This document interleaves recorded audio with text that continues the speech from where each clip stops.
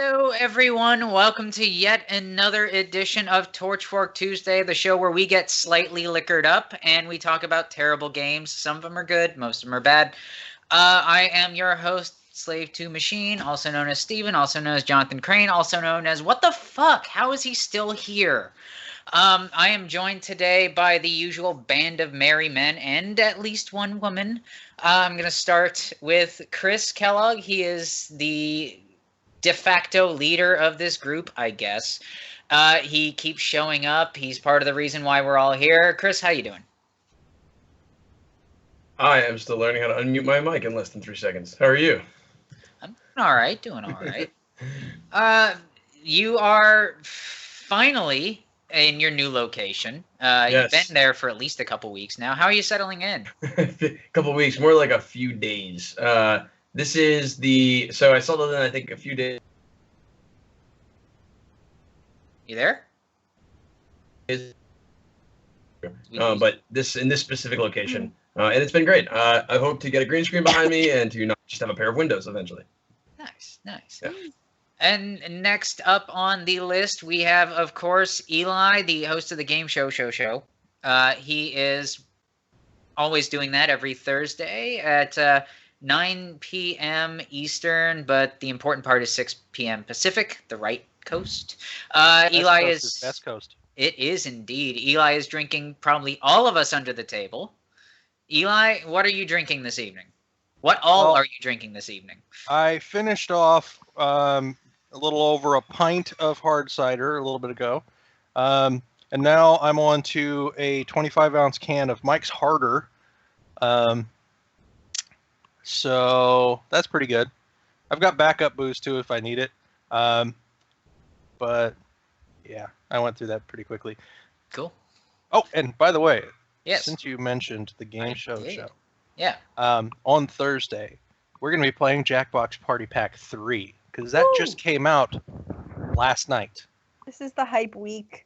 And it has a lot of Twitch integration in it. I was looking at the settings stuff for the different games in there. There's a lot of Twitch stuff in there, which is cool. Ooh, can you tell us about some of it? I would like some teasers. Well, it's mostly geared towards like trying to make it easier to play on Twitch with people. But there is stuff in Quiplash for people being able to submit their own questions for you to do answers to.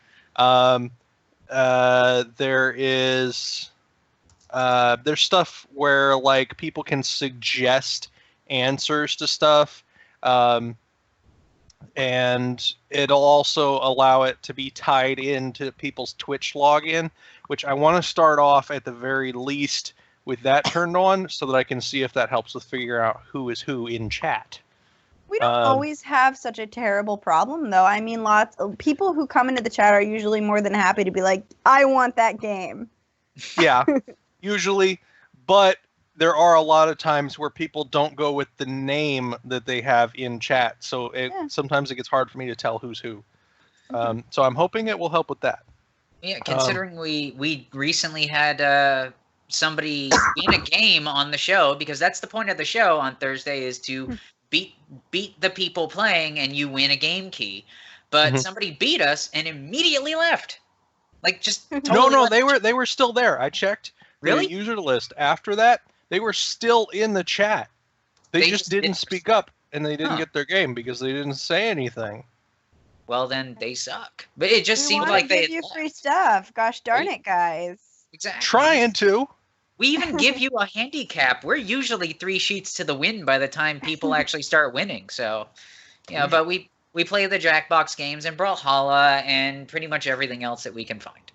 So, there's that. Speaking of pretty much everything you can find, Caitlin!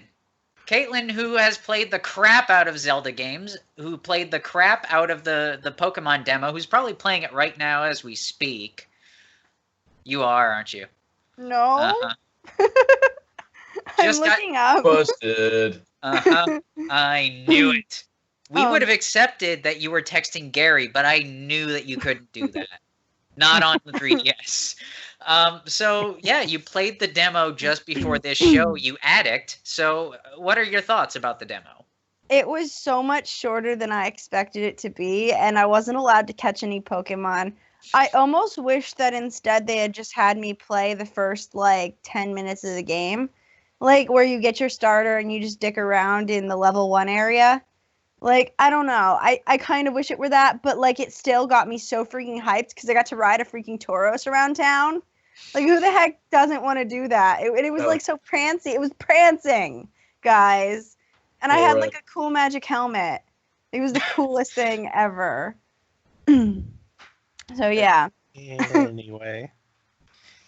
Yeah. So you would rather be doing that right now. I noticed that the stream is called the Sun and Moon Hype Train. It was for a little longer. Stylo said he already fixed that.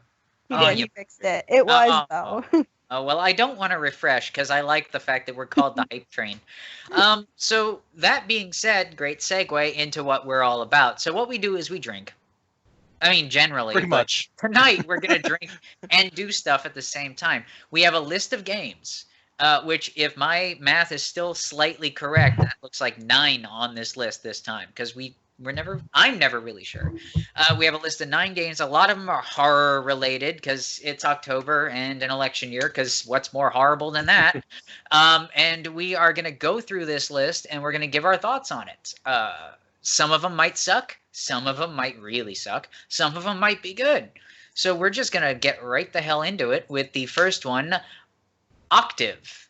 And of course there's a Steam trailer and the release date is October some time, probably in the next day or so. I'll check it out. And of course the notes, 'tis the month for horror games. Nice art style. Not sure about the gameplay though. So we're starting off with a That's great. I appreciate when we start off on a high note. I like how the woman came up from the shadows behind the guy in the beginning of the trailer. Yeah, right. The description on Steam, there's only 2 sentences, and the second sentence says dark woods, monsters, paranormal activity, nice puzzles. All this is present in the game. Nice puzzles. Yep, and then it says all this is present in the game, very specifically. Even though that is the section in which you describe the game. But in case you were worried, those things are in the game. So there are at least puzzles, and they might be nice. They might be. I think they were trying to clarify that they weren't necessarily just stringing a bunch of words together. Well, what if you want a crappy... It's kind of like wishing somebody a nice day. Maybe they just want crappy days. Maybe they just want crappy puzzles. I mean, it's a little sad if you've written your description in such a way that you need to declare that it is a description. I mean, that's just a bad description. Well, yeah, I mean, it is describing. It's describing the description, so that got really meta just now, didn't it? Okay, any thoughts now that the trailer's gone through at least once? Any thoughts on what we're seeing?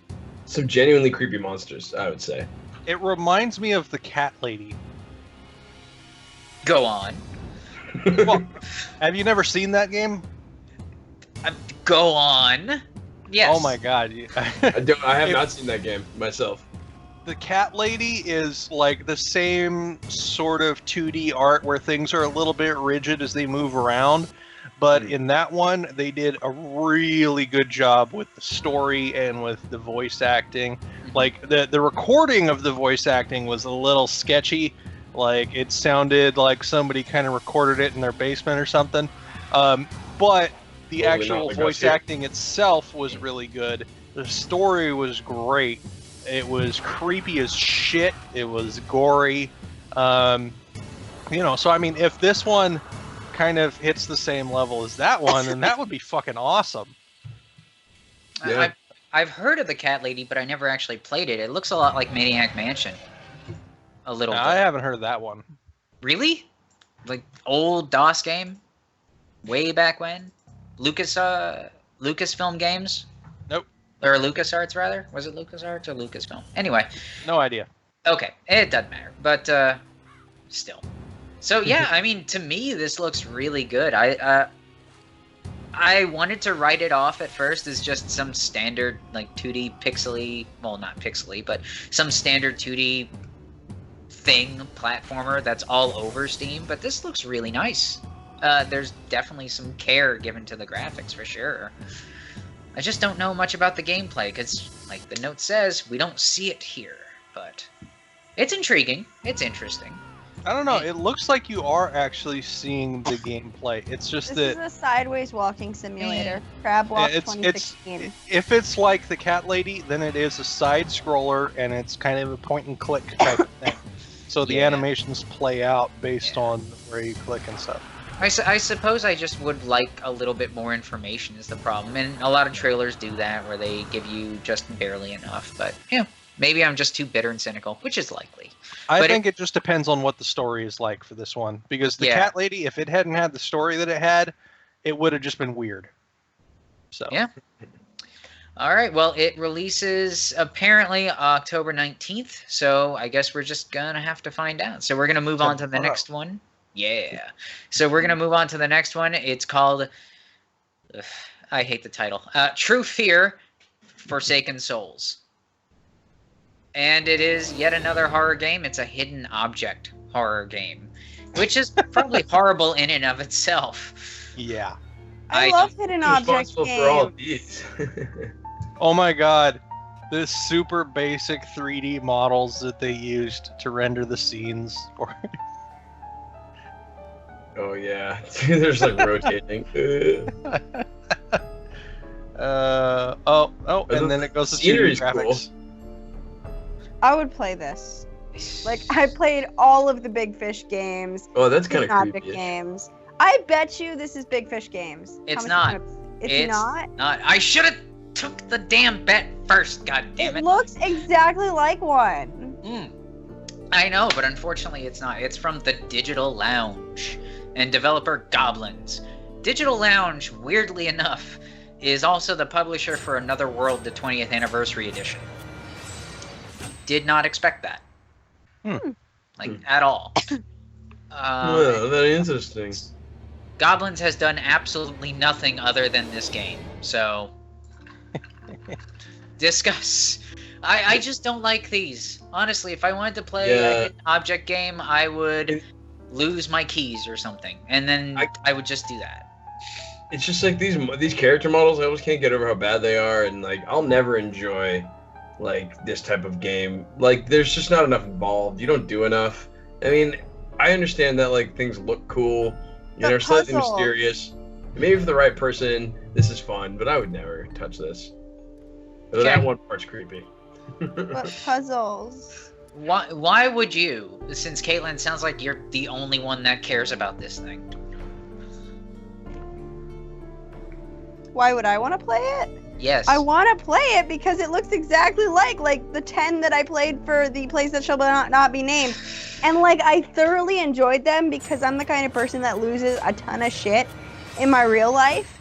And it's so stressful and there's anxiety, but when you're in like a hidden object game, you're just zen.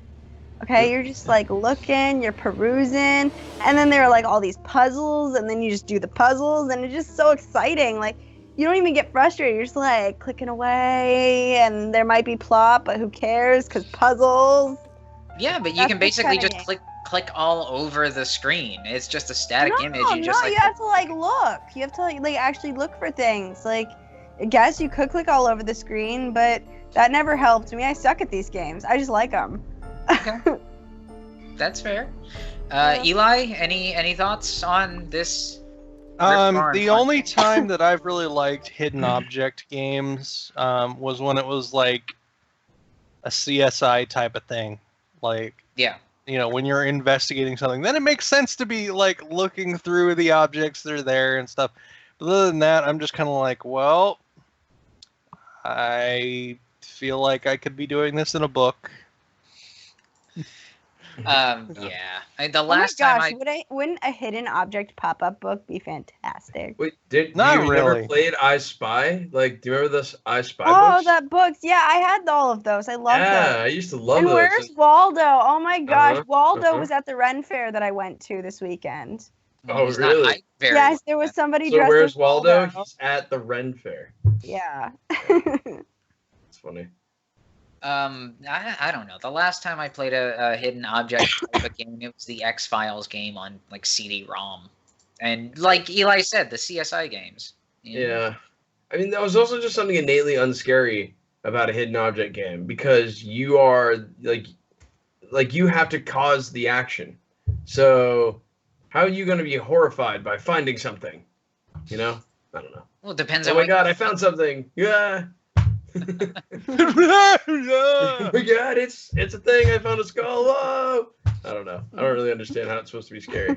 We're jaded and cynical on this show, in case you couldn't tell. Caitlin's the only one of us that has any innocence. Yeah, well, that'll end by like the end of the next year or two. That's what we thought, but you know, we're gonna move on to the next one because bored now.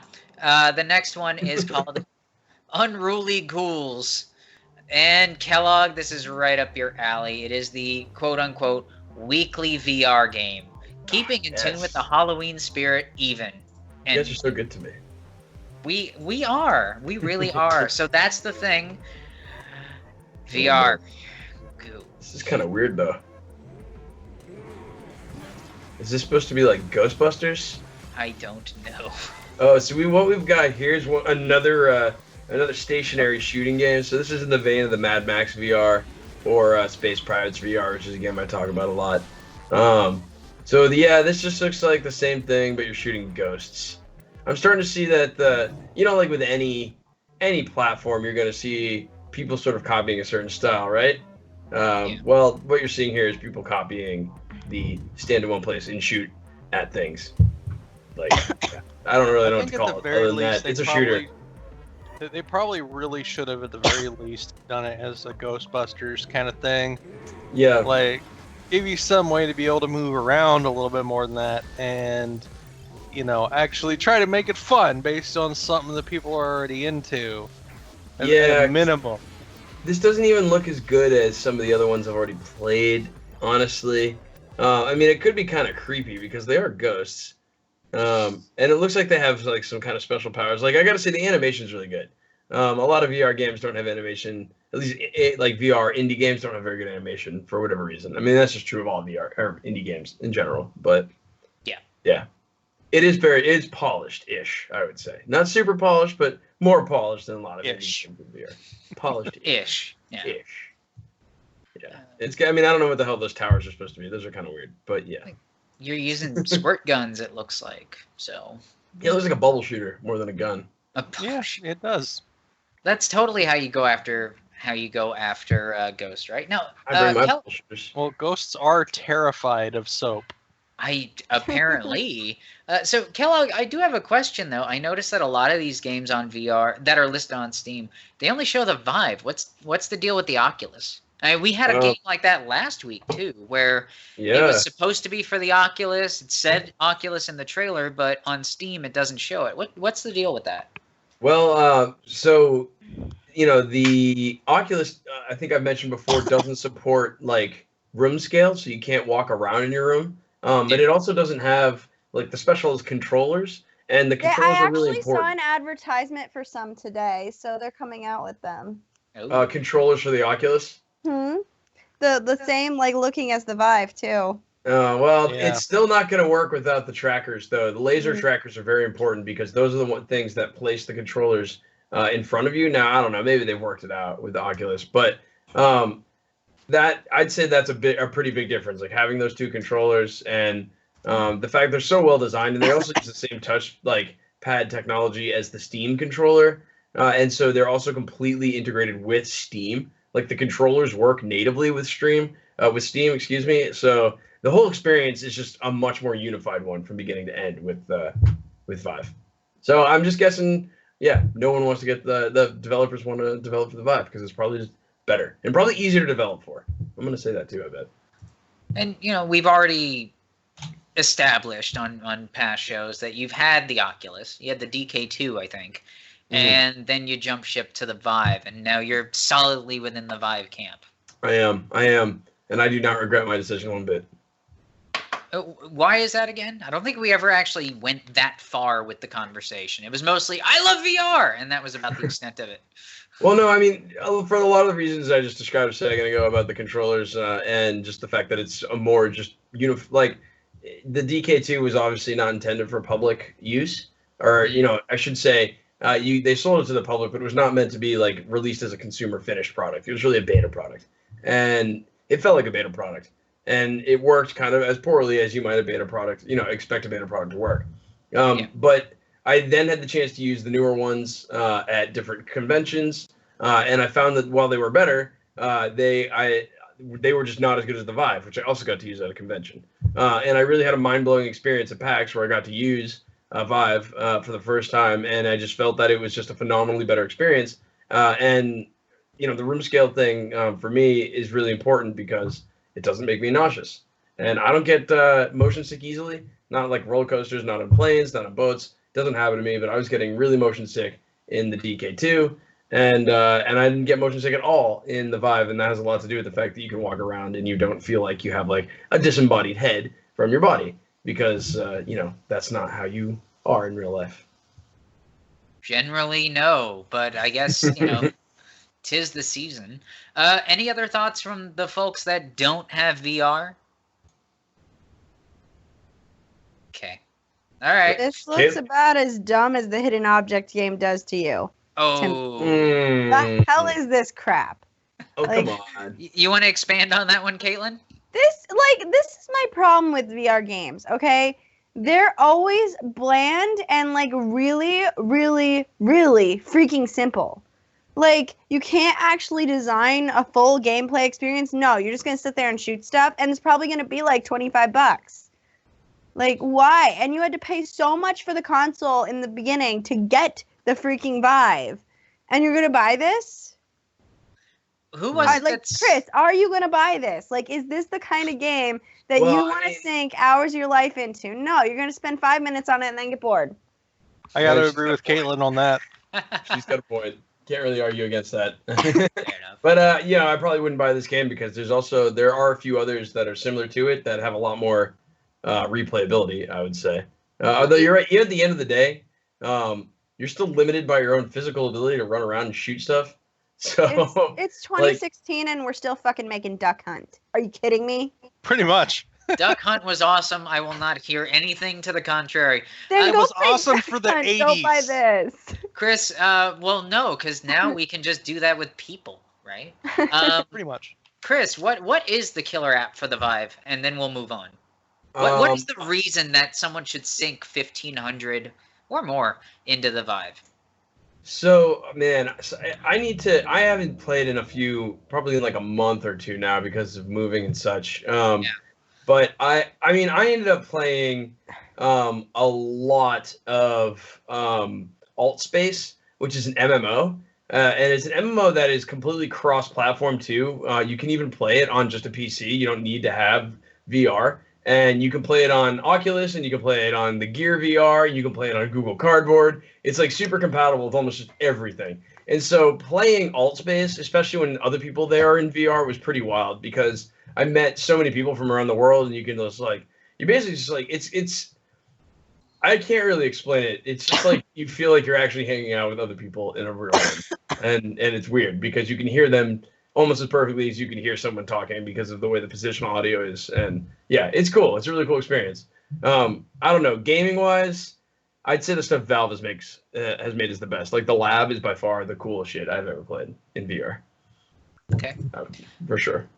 So we're going to move on then to the next one. It is called, this one's not horror. Well, yeah, it's not horror. I'm surprised. The game is called Lance a Lot.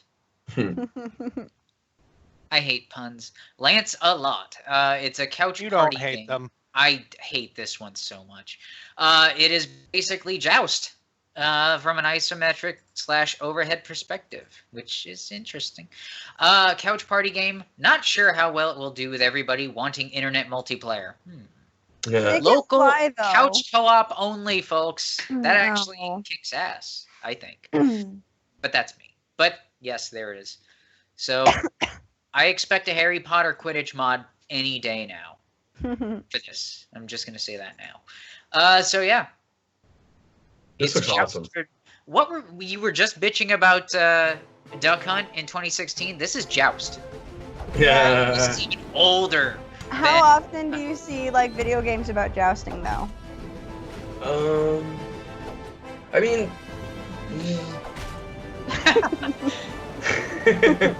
Right? There's a lot of versions of that original game, Joust, to be fair. Yeah. I mean, what's kind of funny is, like, I think in that original Joust game, you were riding on a emu or something, or an ostrich. That was an ostrich. Yeah, was it an ostrich? And in this one, you're riding on a rocket, which is also pretty cool. So there's definitely something to be said for, like, high mobility jousting. This looks great, though. This looks like a lot of fun. I'm kind of sad it's not online multiplayer.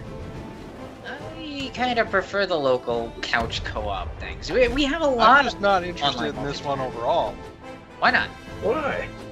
This seems like looks a drunken... it's so pretty. It looks like it's only about 5 minutes worth of fun at the most. That's fair. Yeah, you don't think it could be? It could end up being like Bomberman. It could have hours. Bomberman had more variety of gameplay than this. I mean, so far I agree, but you never know. Yeah, I mean, we've been surprised. We've been surprised. I mean, look how much time Caitlin was able to squeeze out of Snow Horse, after all. That was, what, 2 to 3 hours worth of a stream?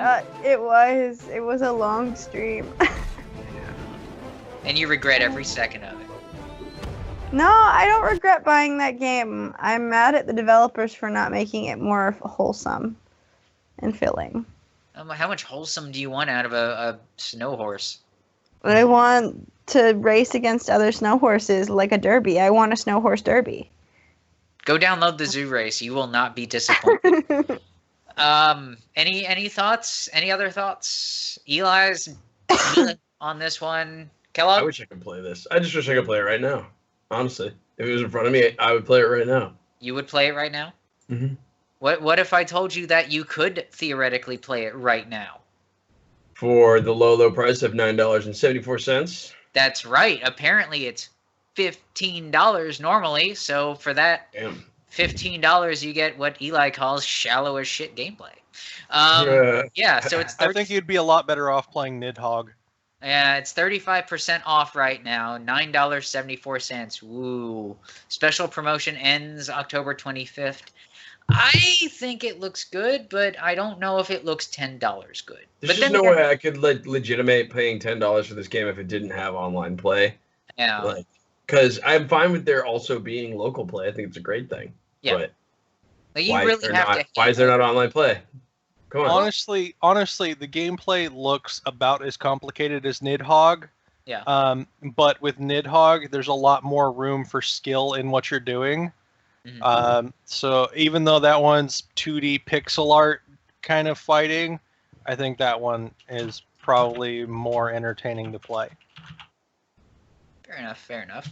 Well, if anybody is interested in this thing, I do call it a game, but if anybody's interested, I'm gonna post the link right there, and then we're gonna move on. So the next one on this list, we're moving through with a pretty decent clip. The next game is, apparently I'm supposed to know who the hell this is. I have no idea who this is.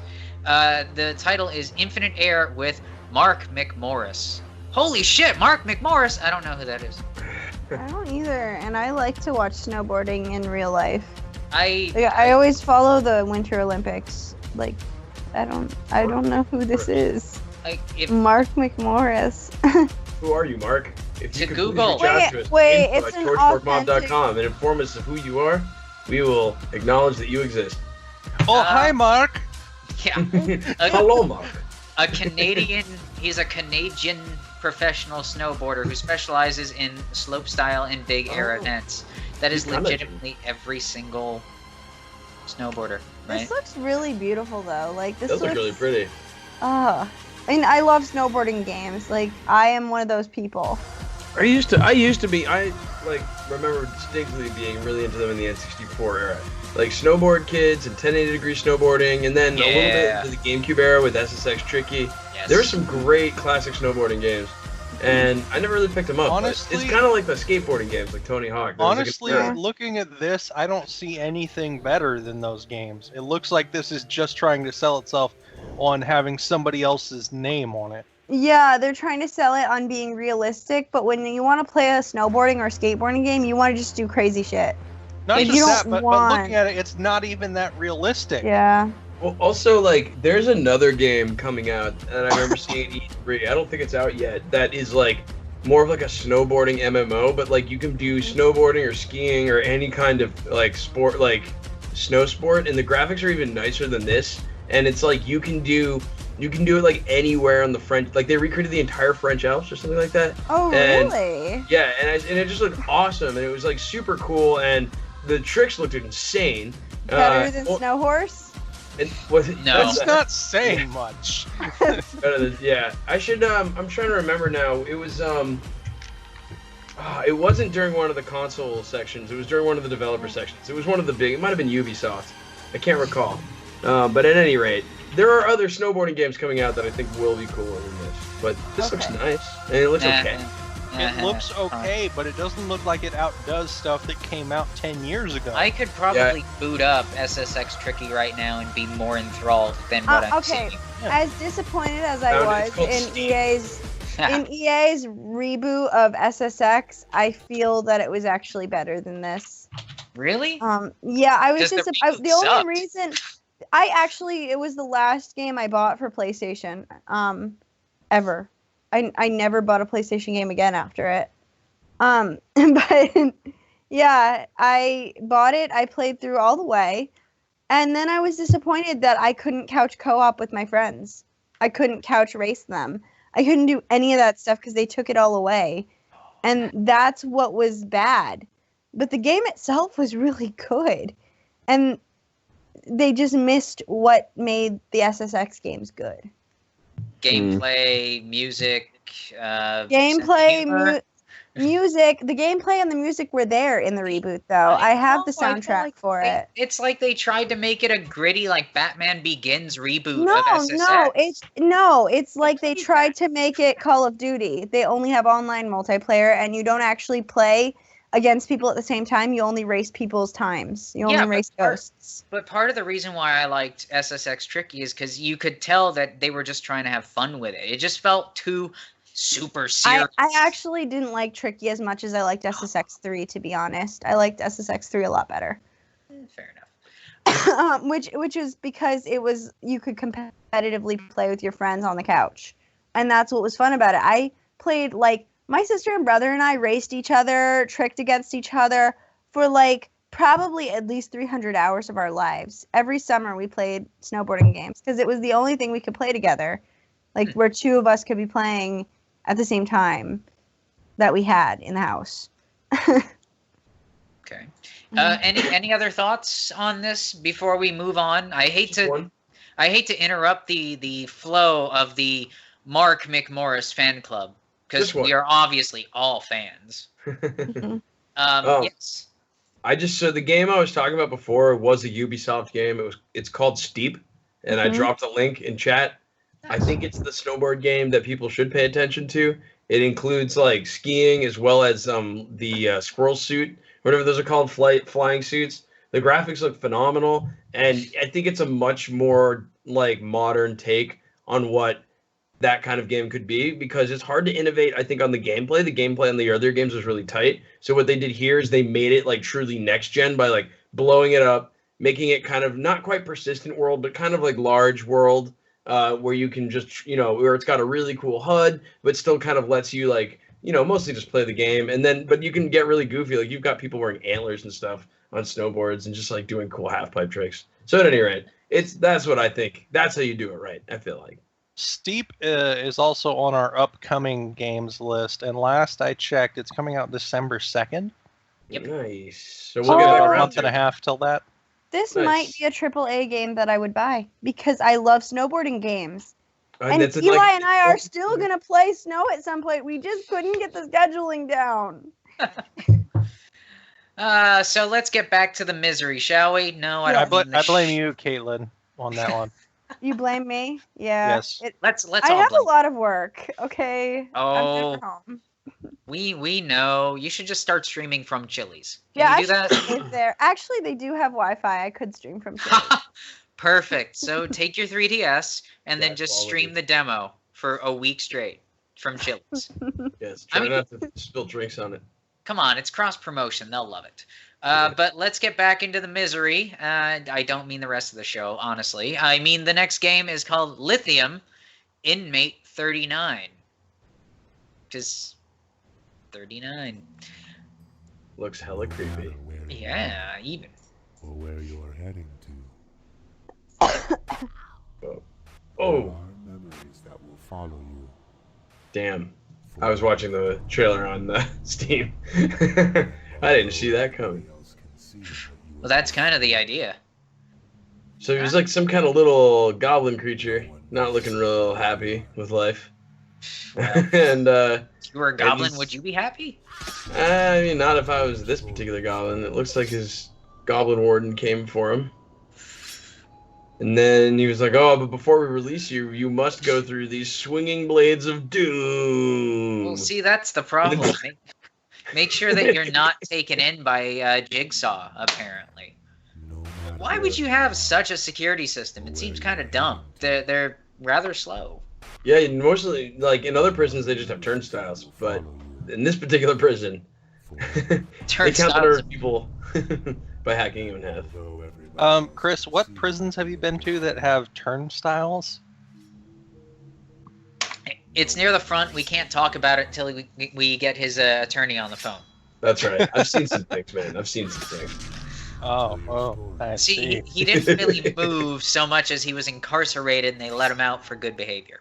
Yeah. I totally don't have any collars on my ankles or anything. Or because he was talking about VR a lot, and they just said, "Fuck this, we're gonna get rid of him." So That's right. Sounds about right. In fact, are we in VR right now? yeah, as a matter of fact. But It's the Matrix. So I'm getting kind of a feeling of Odds World. Looking at this, I mean, you play a goblin, you got to get past traps and shit. I thought we were gonna see something like Hatred when the trailer first started, but I'm interested. That's about as far as I can go with it because the trailer's super short. But if it's the kind of thing where you have to go from room to room and not die and make it to the end, that's kind of my thing. So Yeah. I mean, it does. At least it's it has platforming elements. It has puzzle elements. So at least it's not didn't get lazy and just go with being a point and click. And it seems like there's a pretty decent amount of gameplay. It says there's 7 chapters, and I don't know. One of the features is an intriguing storyline, and you face unthinkable horrors and cruel traps with more than 200 traps and puzzles and more than 20 types of creatures. I always love it. Characters. I always love it when it says an intriguing storyline is a key feature. I'm like, is that really a feature? Shouldn't that be in there? I like this one here. In moments of danger, a very powerful ally will be helpful to furiously tear apart and destroy your enemies. That's the kind of ally I like. Yeah, you don't want one of those weak allies because that's just dumb. Yeah. I want an ally that will set the entire place on fire. Well, he might do that. He better. It seems like that'd be very simple. Just find somebody that has, gasoline in a match. Problem solved. Yeah, pretty much. So that being said, what do we think? I like the art style personally. Everything's got this black and white feel to it. I'm sure it looks like there's some color in there. If you look through some of the screenshots on the Steam page, I like this. Yeah. I don't know how much time you can get out of it. Don't even know a price because it's not available until the 25th. But looks good. Lighting and the graphics, I got to say, are pretty impressive. Yeah. And when you look at the system specs below, they're not like super demanding, but like that you have to have DirectX 11 to play it. That's a requirement. So it's been made in like a very modern manner. Yeah. So I approve. And any other thoughts? DirectX 11 and Chris will be happy. Yeah, pretty much. I mean, we've already established that last show, didn't we? About how much he likes DirectX. Someone has to give a damn, okay? Yeah. You fight the good fight. You are the voice of the voiceless. I do try. Eli, your thoughts? I noticed that like when the little goblin guy blinks, it's very cartoony. So I'm thinking they came up with a really interesting way to animate the character for like making him look like he's got any kind of personality. Because I mean, other than the really cartoony blink thing, his face seems to stay pretty much static. Like everything else stays perfectly still, but just his eyes do the really cartoony blink. And I'm not sure exactly what they were going for there. I guess we won't find out until 5 days from now. But I don't know. There's something about this. I've always been a fan of like the Prince of Persia type of puzzle area type games. Every room is a puzzle. If you take your eyes off the screen for even half a second, you're dead, which can be absolutely infuriating, but can be incredibly fun and challenging at the same time. So I feel like we need more of these types of games. I don't know if I really want to be Gollum, but I'll take it. It's fine. You get the process. Caitlin, your thoughts? I Stop like playing Pokemon demo. I get really mad at people who like go into blade traps the wrong way. Like, so every time that like that one frame goes up, I'm like, no, you gotta go when it's closing. You gotta go like so that it's open when you're halfway through. You gotta go when it's closing. Stop it. And I have to watch him fail every time. It drives me nuts. Why does she sound yeah. like Jerry Seinfeld's grandmother? Because I got the flu and then it ruined my throat. Oh, sure. This is all an excuse for her to call out sick from the show and start playing the Pokemon demo some more. We know how this works. Yeah. But yeah, I actually really like this, and I feel like it'd be fun to play. So when you saw the trailer, did you just want to start screaming at the guy playing? Or Yes. girl? I actually wanted to start screaming at the game because I think I'd be just as mad if I failed. Loving that, Echo. Best Echo. Is that you again, Caitlin? Because I can... No, I got my mic right here. Okay. Anyway, I'll blame me? Chris. Yeah, probably you. I think it's you. It's totally him. Because we're professionals, god damn it. Yeah. I'm sold on this. I'm looking forward to it. Next one. I was really kind of disappointed because I thought finally Sleepaway Camp gets its own game. I thought maybe the wonderful, wonderful, pulpy, crappy horror movie franchise finally got a game. It's called Slayaway Camp. So close. Basically what happens to Minecraft if you rewrite it as a horror film from the looks of it. But it looks kind of cool. So here it is. Slayaway Camp. The funny thing about that is I feel like Minecraft, and I don't mean this as an insult, like to Minecraft, like kind of already is a horror film. Like you're in the middle of nowhere, you have to survive, these creatures are after you all the time. Yeah, but I mean, I really love the style of this trailer. Maybe I'm really easy to please, which I'm not, but I love the VHS tracking crap going all over it. It's really got that 80s type of feel. But I don't know. Do you think that this is just like some shady cash-in or attempt at cashing in on the whole Minecraft pixelated thing? I think at some point you have to decide, is it a legitimate style? Like almost like, is it a genre of music? Like, is this very like modern pixelated style? Like it almost makes sense, right? Because like a pixel is square. So what they've done is they've taken this big square and added little pixels to it for detail. And you're still fundamentally working within like the pixel art form as long as everything's like blocky. So I think that they might be capitalizing obviously on the Minecraft thing, but I think people are still going to make games that look like this, 10 and 20 and 30 years from now. I fucking love this trailer. I hate Minecraft, but I love this fucking trailer. Like honestly, it feels like they're making fun of Minecraft here, which I'm totally cool with. But I love the part where they show the guy lifting the crappy skull mask off of his face and says, "Mark Meer, Commander Shepard of Mass Effect." Also, we get a random Jason cameo. It's one of the crappier Jasons, but I'll take it. I'm not gonna argue. But still, Yeah, this is definitely looking kind of like a send up. It's got the Lego game type of humor, and it's got Mark Meer, so you know, the inferior shepherd, but whatever. Yeah, he was the inferior shepherd. Seriously, I was like, why would I want to pick the male shepherd at this point? I think the only reason they picked him is because they got Mark Mears.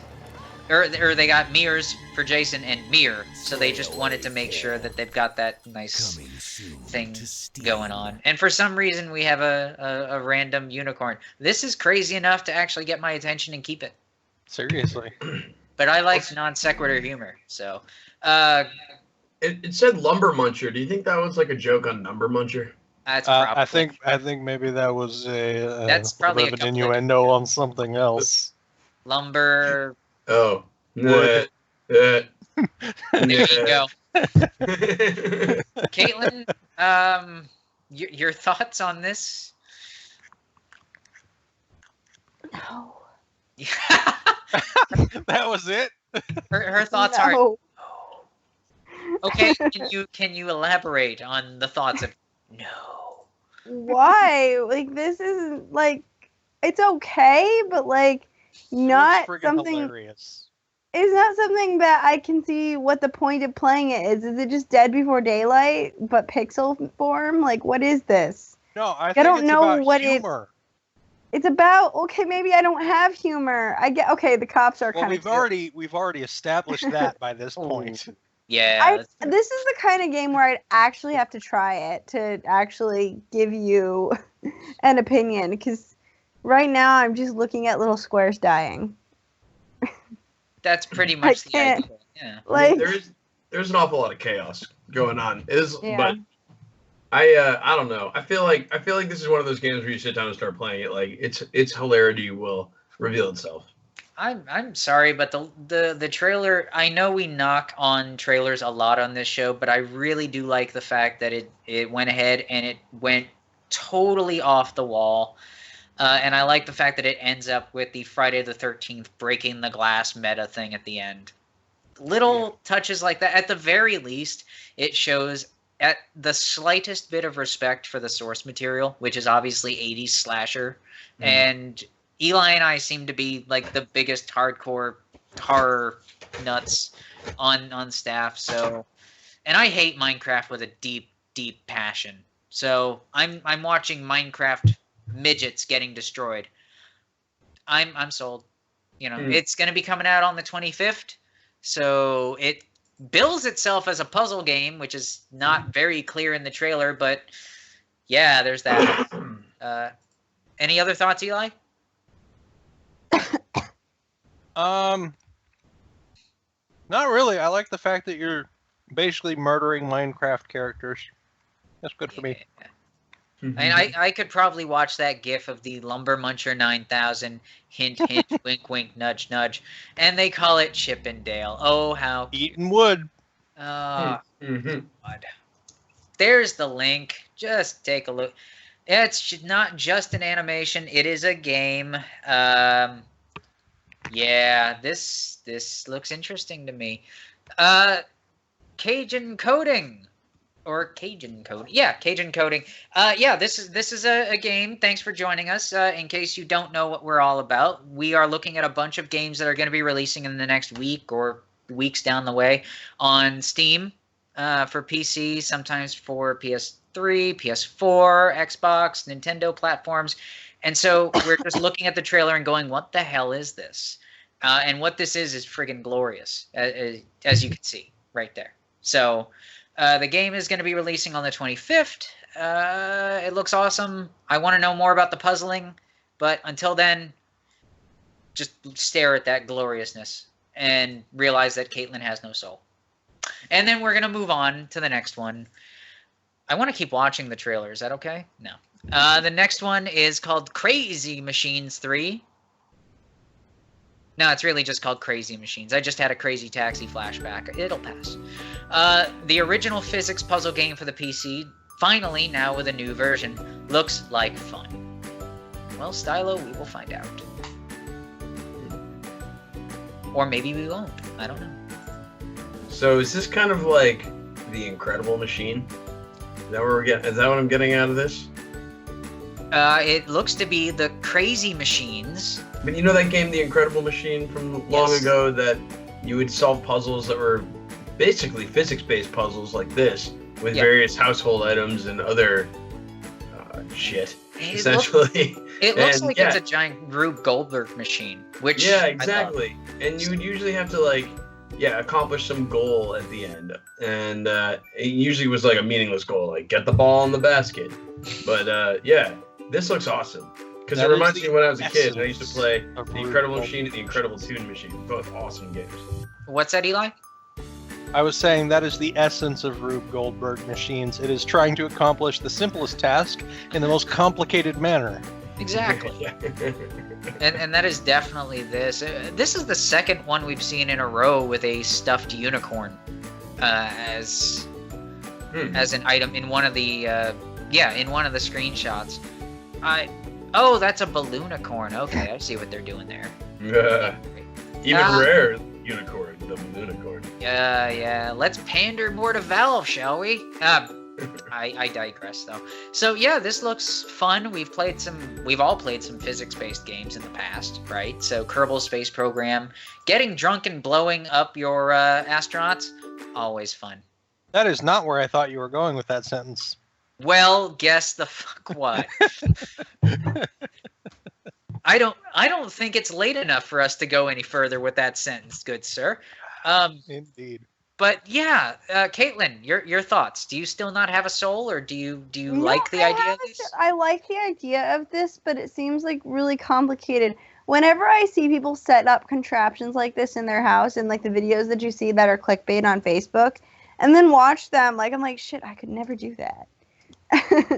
Like this is like always in that, like, you know, this is something that's always in movies, like it reminds me of, like, you know, just the person who's supposedly an inventor always makes like these weird little things that makes their coffee brew, like by all of the things. She's remembering Honey, over. I Shrunk the Kids. That's what's going on right No, and then or also she's remembering like, in Back to the Future, Doc's got a crazy contraption.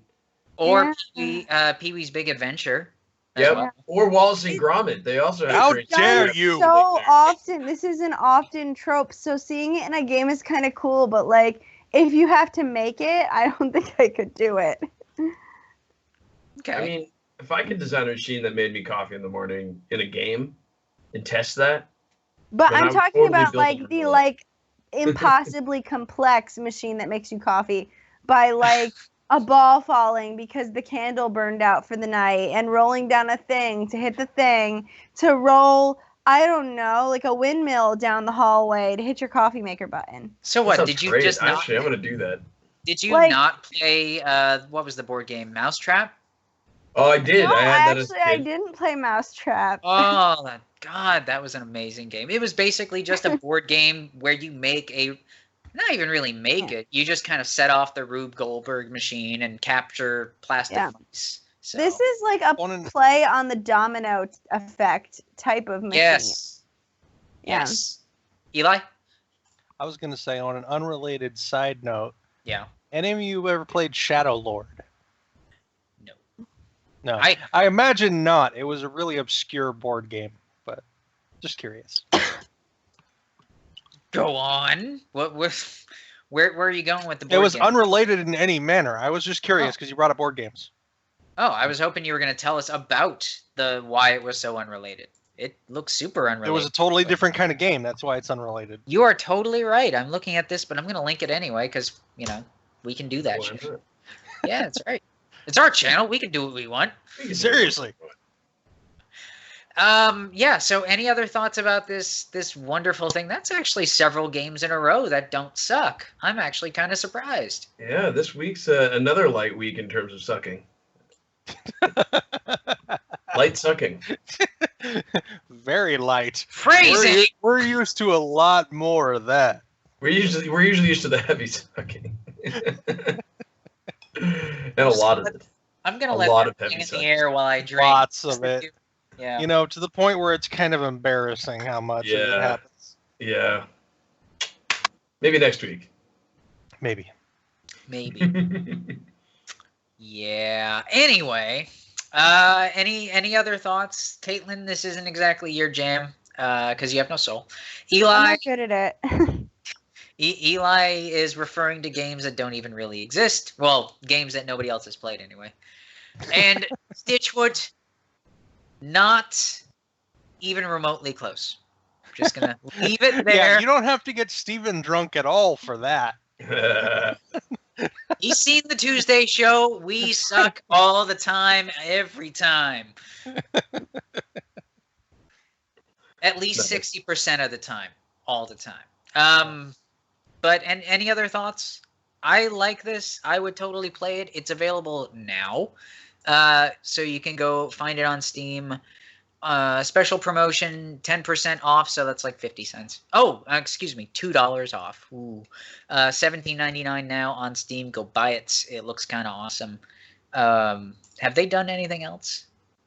Oh God, they've done a lot of stuff. So it's from the publishers of Deponia. Oh If you God, played that game. you know people Oh, are really God. into.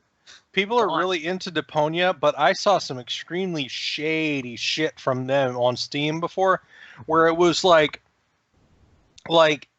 suddenly their games popped up showing 99% off, but the price was still the normal price. It was just they had changed what was supposed to be the regular price to being like hundreds of dollars to make it look like it was this massive discount. And I went, fuck you guys, I'm never paying full price for your games. Seriously? Fuck you. Can you do that on Steam? Do you Yeah. have? They can change the price whenever I they have feel seen, like I it. have seen some weird shit on Steam, although I thought it was an accident. But I did see a game that was once going for $10,000, and I didn't really understand it.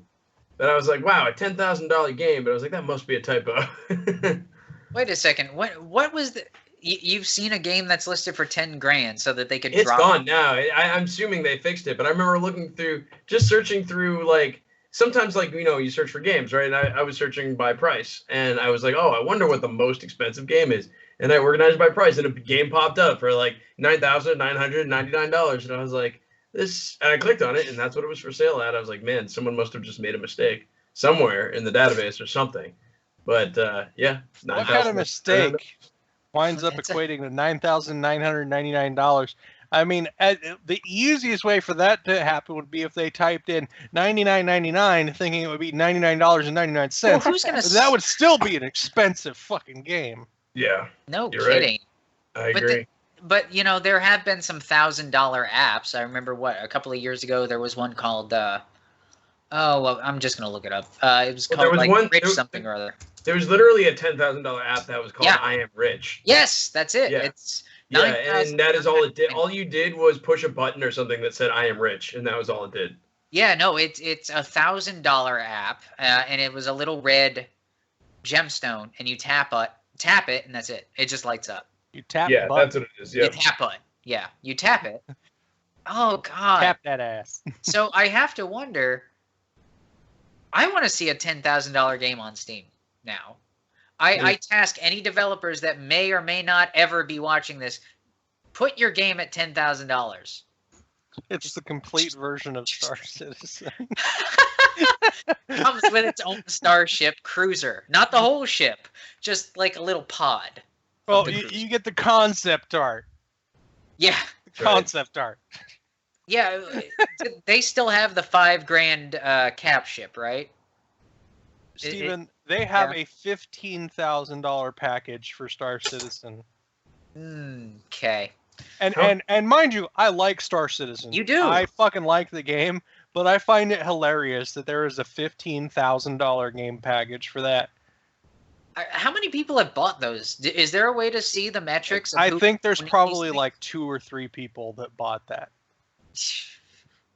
I hope it's worth it. I hope this game gets released because holy shit! I mean, that's gonna Well, be so if you've disappointing. seen any of the progress It's- that Star Citizen has been making, it's looking fucking amazing. Yeah. And the whole idea behind those packages is supposed to be don't fucking buy it unless you're wanting to shovel money at them so that they can make the game.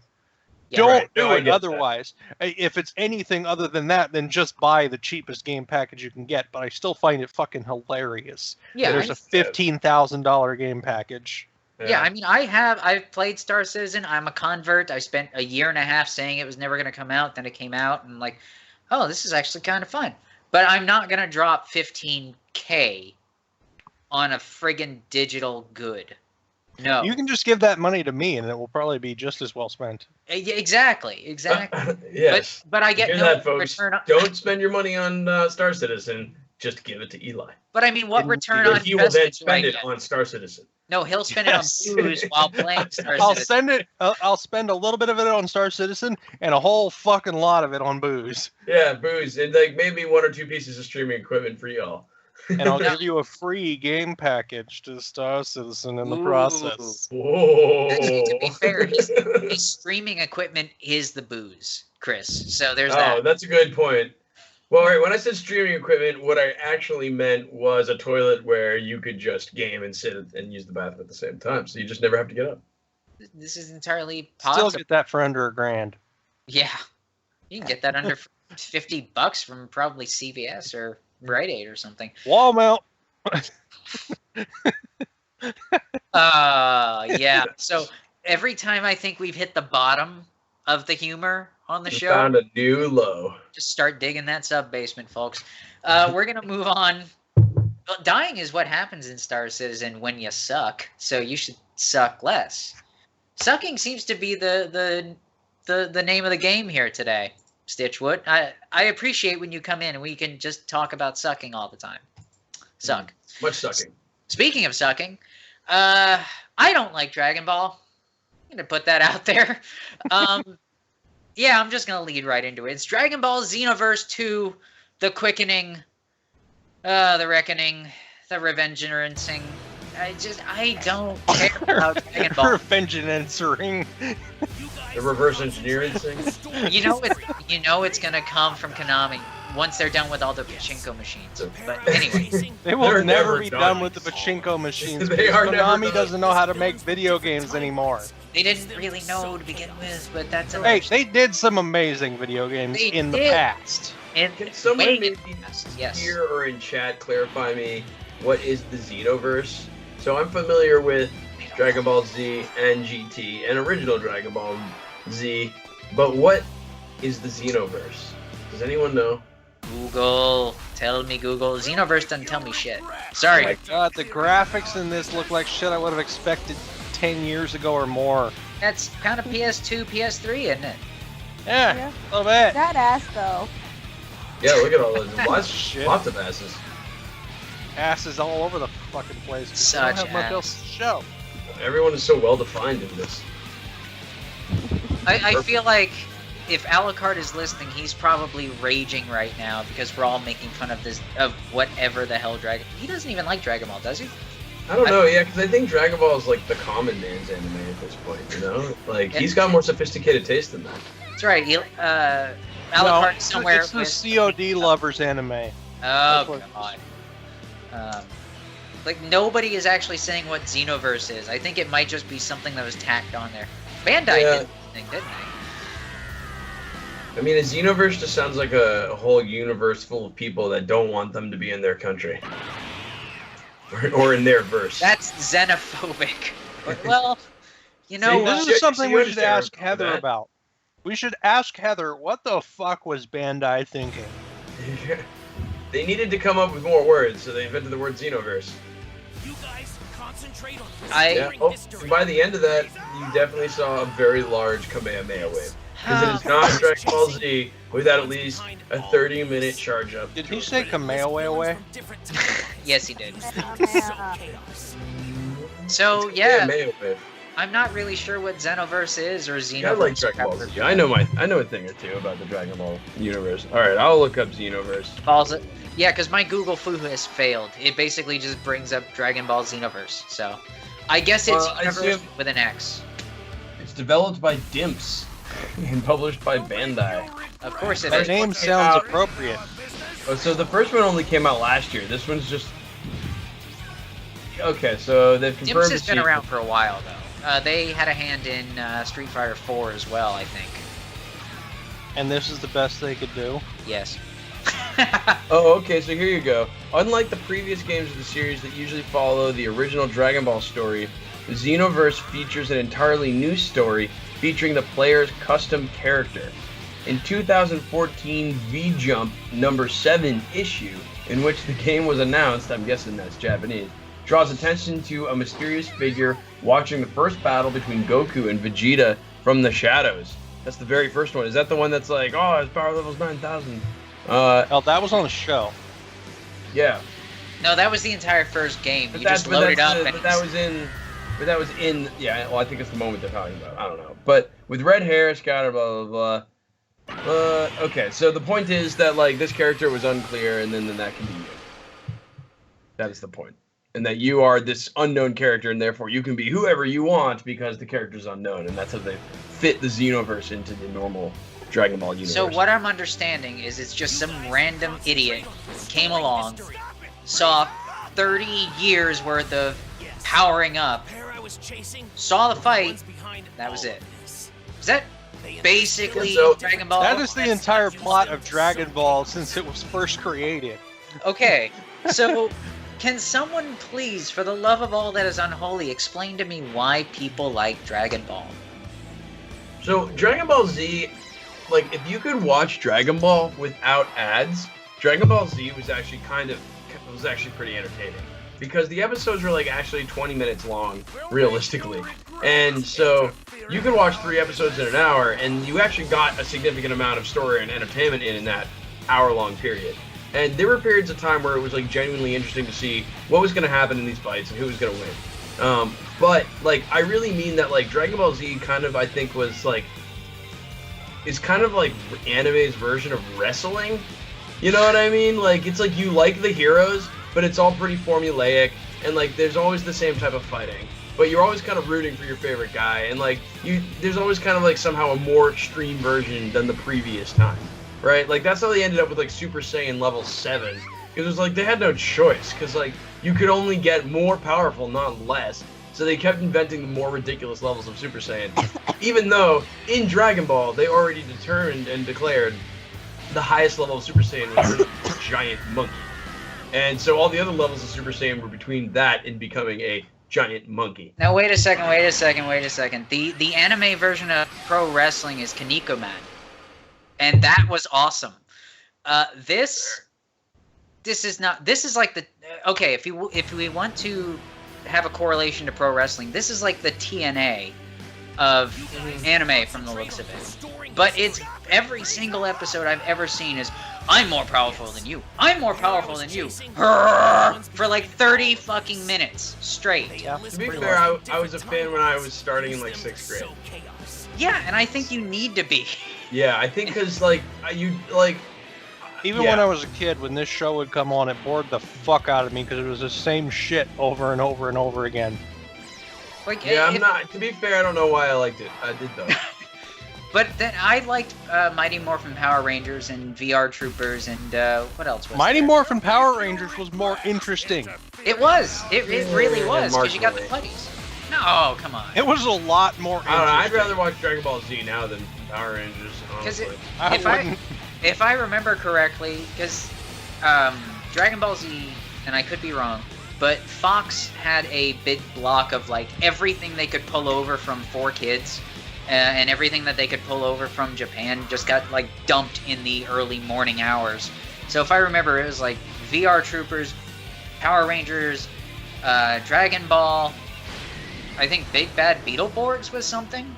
Samurai Pizza Cats was another thing. Yeah, I remember those. Man, VR Troopers is one of the worst shows ever. They put it back on Netflix recently, and I don't remember. I never watched as a kid.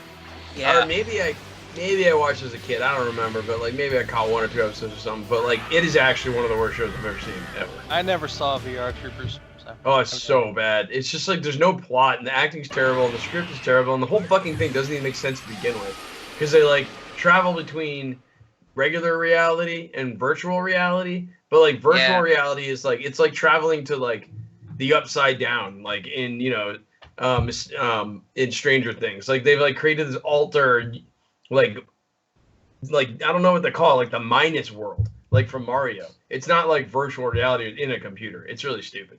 It's really dumb. Okay. Don't watch it. No, even so. But Stitch, Mighty Morphin Power Rangers was taken from. Yeah, the original one was great once you tracked it down. I wish we would have gotten that one personally, as opposed to the thing we got over here in the States. But just my thing we got here in the States was still better than Dragon Ball. Yeah, but then again, so is a colonoscopy probably. Also, for the record, Dimps has also done Sonic Lost World, so yeah. Dimps. That's such a funny name. Why are they called Dimps?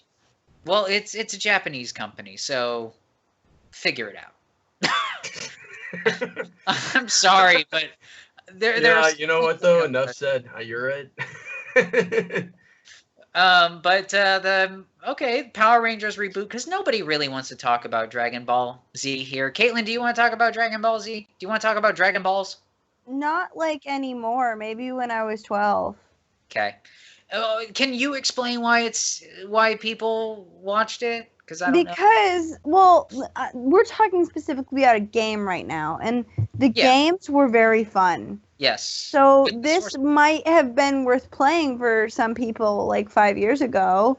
Like, the problem is we keep putting out Dragon Ball games, and in this case, Bandai just found some random company to do it.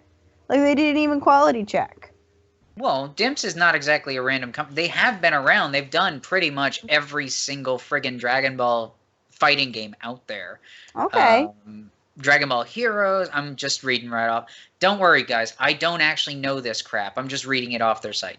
I do watch anime. Well, they've done to be clear, they did the modern Dragon Ball ones that are in Dragon 3D. Ball They didn't do the two-dimensional ones. School of Ragnarok reboot, which I've actually Wait. Rob knows about Xenoverse. Oh, does he? Explain this to us, Rob, please. Maybe Rob should have been on the show. Hint, hint. Darn it. Instead of asleep. I watched a lot of Dragon Ball Z in my day, but I made it to, like, what was it called? GT, where Goku was a kid again, and it was weird, and he was hanging out with Pan. Is that what it was called? That was a weird one. And then I just kind of, like, moved on to things that weren't just people battling all the time.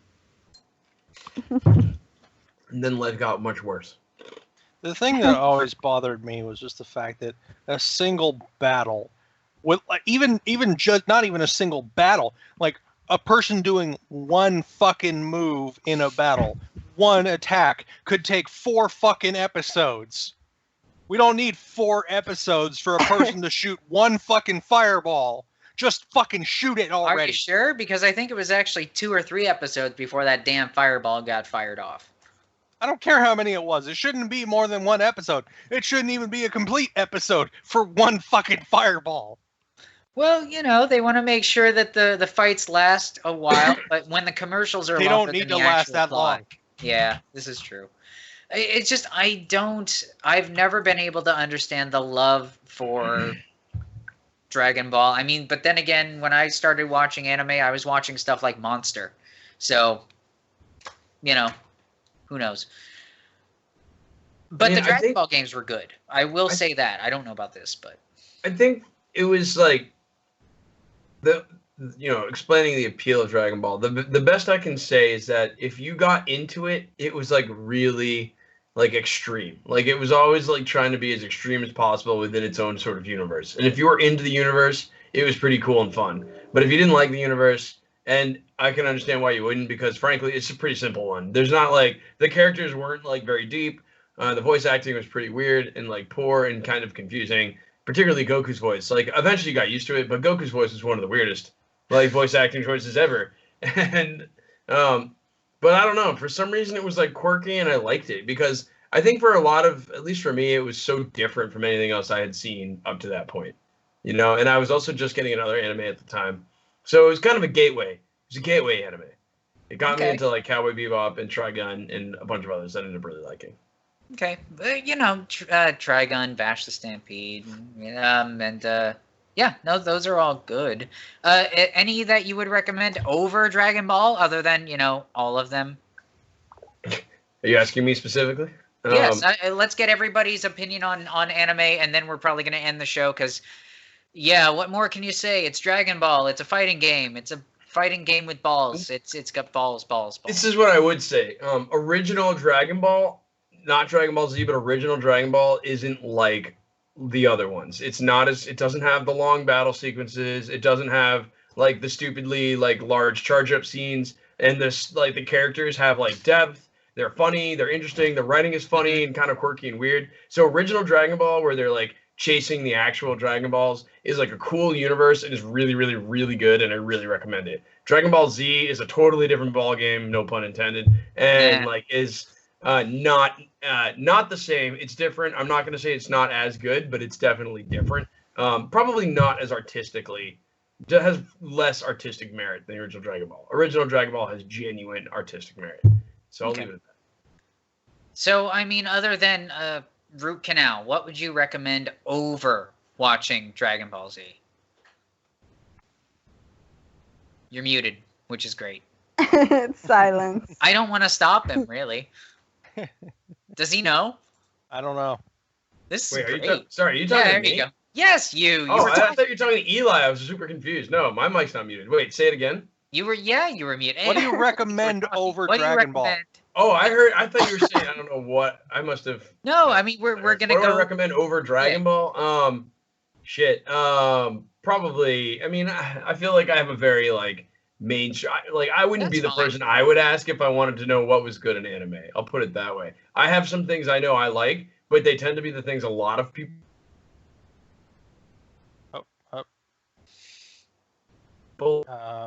Are you there? Like Akira and Trigun, and I don't know. Like I also liked a lot of Hack/Sign for a while. I was really into that. Yeah, that was another good one. I liked another one called Blue Gender, which I've showed other people that haven't liked as much as I did. And some of the newer ones on Netflix are really good. I've been trying to watch newer ones. There was one called Knights of Sidonia, I think. That was a Netflix original that was cool. Also, Attack on Titan is fucking awesome. And if you haven't seen Attack on Titan, you should. Watch it. If you haven't seen it, watch it. So good. Yeah, that is by far the best anime I've seen in years. Chris, the people who made Attack on Titan, the anime, not the manga, made another anime called Kabaneri no Kotetsujo, and I highly recommend it. Nice. You'll have to type that to me because I don't know what that means. But that's Fooly Cooly is possibly the best anime ever, though. Yes, Fooly Cooly is excellent if you can like penetrate its insanity. Yeah, it's fucking insane. Most people have a really hard time figuring out what the fuck is going on in that show. But if you have the patience and if you can figure out what the fuck is going on, it's amazing. Well, and having like a guy like you around helps, who knows a thing or two about like Japanese culture, because it's so ingrained in Japanese culture that like to Americans it's even more just mind-boggling. Yeah, but still really crazy, and it's only like 6 episodes too, which is a random amount of episodes. 6 episodes is the entire series. Honestly, I think it's because the studio or the publishing house, whatever it was, must have only approved them to do that many episodes, so they took as much money as they could to do those and just crammed everything in. But the same studio that made Fooly Cooly also made a short film called Dead Leaves. It was about 45 minutes. That it's really fucking weird, but it's also pretty goddamn awesome. It has another TV head guy in it. So nice. You know. All right. Nice. Eli, any others that you can recommend, and then we'll hit Hellsing Caitlin, and then we'll be Ultimate. finished. Oh, love Hellsing. Yes. Hellsing Ultimate I've heard good specifically. things. Like the first animated series that they did for Hellsing was pretty good. Yeah. But Ultimate took it so much further, and it actually followed the manga. The first animated series took the story of the manga, and after like 3 episodes went, we're going to do something completely fucking different with this that has nothing to do with the rest of the story. Nice. But Hellsing Ultimate took the entire manga series and actually like made something out of that. But I personally really like the English voiceovers for it because it works really well because the characters are in fucking England. But the the company that was doing the voiceovers for the English version went out of business after, I think, like halfway into the series. So there's only like half the series that's actually got English voiceovers. So if you like Crispin Freeman as Alucard, you're going to be really fucking disappointed halfway into that. Well, as anybody has probably seen of these shows, we're all about disappointment and sucking, apparently. Sucking. Apparently. And disappointment. Yeah. Caitlin, any last shows that you want to throw into this melting pot, or you just want to go back to Pokemon? I've been watching a lot of anime recently. I just watched, like I was saying before the show, I think made by the same creators of Knights of Sidonia on Netflix, called Ajin. That is really interesting, about immortal people. I saw this amazing movie called Your Name, which apparently is the first non-Miyazaki film to gross over 100 million in box office in Japan. It's amazing. Go watch it. It's freaking brilliant. Okay. Yeah, and my favorite anime of all time is actually called Shokugeki no Soma, Food Wars. And that just finished a new season. They just finished it, and it's not coming back till next year. Aw. Yeah. But it's got 2 seasons, so. Better than nothing. All right, so any final thoughts on any of the games that we've seen tonight, and then we can do the pitching, and then we can get the hell out of here. Yeah. Kellogg, I saw you just posted a thing. Oh, that was just another anime that I'd seen recently on Netflix. Came out in 2013. I really liked it. It was called Gargantia on the Verdurous planet. It's basically about the last of humanity lives on ships, boats specifically, and it's just cool. It was interesting. Okay. Just Anybody a giant here? robot mech suit, typically. Anybody hear of the one that just got posted by the Cajun, Golden Tribe? Or excuse me, Heroic Age. Mm-hmm. Nobody? He is more cultured than we are. Going twice? We have no culture. Cajun, we thanks do it. for joining us on the show. I think this is the first time I've seen you on here, so thank you for bringing some culture to us. Heroic Age actually looks pretty friggin' nice. I love the art style. I am totally going to be watching that after the show. Speaking of, I believe that's the end of the show for tonight. God, we had to end on such a low note, but a high note. But it won't take 30 minutes to end, I promise you. We're going to go through our usual pitches for the individual shows. I'm going to get the social media shit out of the way. You can check out the full range of scheduled shows at torchforkmob.com. More or less, we update it all the time. You can always check out who's streaming, what's streaming. Lots of retro stuff, lots of Nintendo stuff, lots of Steam stuff, lots of pretty much we just like to play games. That's pretty much what it boils down to. We stream just about every single day, almost every hour of the day. There's something going on. Well, within reason. You can like us on Facebook, follow us on Twitter, subscribe to us on YouTube, follow us on Instagram. Now I'm going to throw it over to Kellogg, who's going to pitch the hell out of his shows. All and right. then we're going to move along. All right. Well, I'm just going to do the rundown for tomorrow since I am the lone representative of Retrohaven at the moment. I myself will be streaming at 11:30 a.m. until 2 p.m. That's, of course, right here on Twitch at twitch.tv/torchforkmob. I'll be playing Metroid Other M, which is the Wii Metroid that was released, I believe it was after the third Metroid Prime. I can't remember if it came out before or after. And it follows the, I guess, period of time that follows Super Metroid. So I had just beat Super Metroid, so now I'm doing Other M. I happen to love Other M. Others do not. I know Rob does not as much, but that's okay because he doesn't have to be here to watch it if he doesn't want to.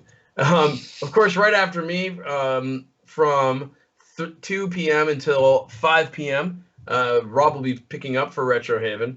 And I actually don't know what he's playing, so I'm hoping he puts it. Yeah, he says that he's here in chat. Yes, I see you there, buddy. Lazy bastard. So since you're in chat, why don't you let the good folks know what you're going to be playing tomorrow? And then afterwards, we've got a bit of a break, and then at 9 p.m. Eastern until 12 p.m. Eastern, we've got Jody's World. I know that she's been playing Stardew Valley, so I imagine she'll be continuing that. Yeah, she is the latest addition to our team, so we're really glad to have her. And yes, Caitlin, that you are next, so I'll pass it off to you. So Chris, you forgot that you sent him the game that he's playing, which is Chrono Trigger.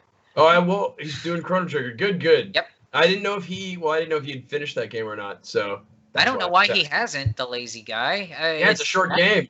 Yeah. Seriously, What's up he with needs that, to get Rob? off his ass. Yeah. Fuck. Oh, I'm having a little bit of.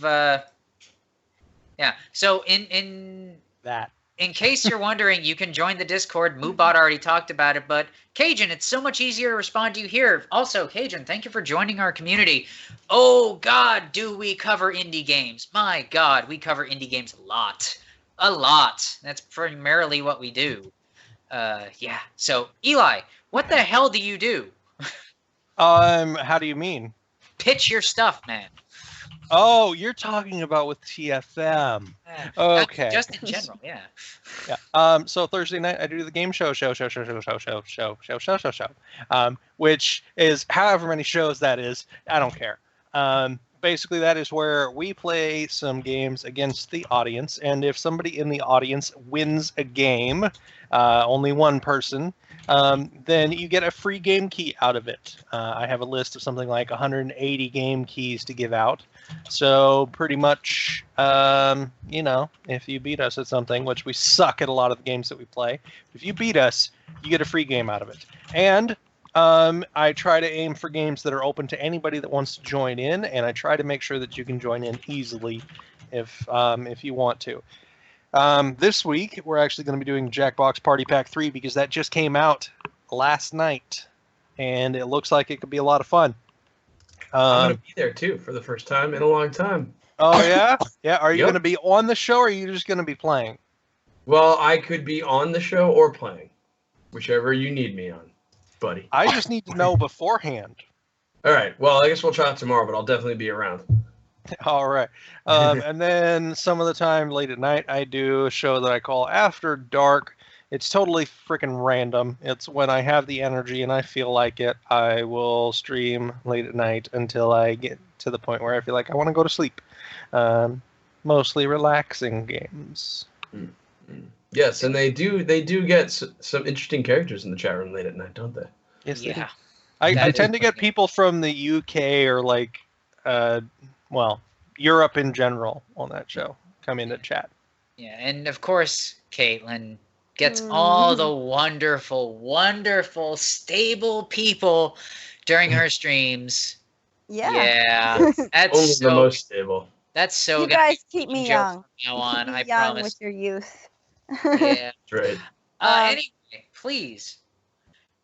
So Okay. I've got an exciting 2 weeks up ahead, actually. So not tomorrow, but Thursday and Friday, I am going to be streaming a marathon on Thursday. I was planning to do Pokemon. I was planning to do Pokemon, a little bit of Monster Hunter, and then, multiplayer leading up to Eli's Thursday show. But Chris mailed me my copy, at least the copy I'm borrowing, of Majora's Mask 3D on Monday, and it may arrive. Should arrive So if it does, we might do more Zelda either on Thursday or Friday. I might mix it up with some Zelda. If not, I don't have to work Saturday or Sunday night, so some impromptu streaming is totally going to happen. Next week, we are picking up with Zelda for sure. For sure, we are picking up with Zelda on Thursdays and Fridays in the morning now because my work schedule changed. It is no longer Mondays and Tuesdays. It's Thursday and Friday at 11:30 a.m. starting next week. Nice. Sounds good. Sounds good. And I do believe Majora's Mask should arrive tomorrow because I sent it just yesterday, and it's a very quick jump to Virginia from Boston. So. Oh, so am I tossing out the schedule that I already submitted? Is that what's happening? I don't know. 'Cause Probably. We'll see. I have a That's lot of likely. enthusiasm for these games. They're really fun. Now, if you need help rewriting tweets, let me know. I might. We'll see. We'll see. Okay. Yeah. Anyway, that's my And- pitch for the next 2 weeks. Fair enough. And Rob, Jesus was born in a stable. He's a stable person. I think we're gonna forget that Rob's on the schedule for a little bit. He's a stable person. That's very clever. Can yeah. Yeah, I have nothing to say to that. So we're going to end on that note. So join us tomorrow. Obviously, we've got some stuff going on. Join us Thursday where Eli's got some stuff going on. Join us every friggin' day because we're always doing something. And of course, that is it for the Torchfork Tuesday show. I'm sorry we ended with a Dragon Ball Z game. Hopefully, we can end with something worse, like, Root Canal next time. So, but good night, everybody. Have fun. Join us, torchforkmob.com. Join us in Moobot. Say about the Discord thing. We're out. Goodbye.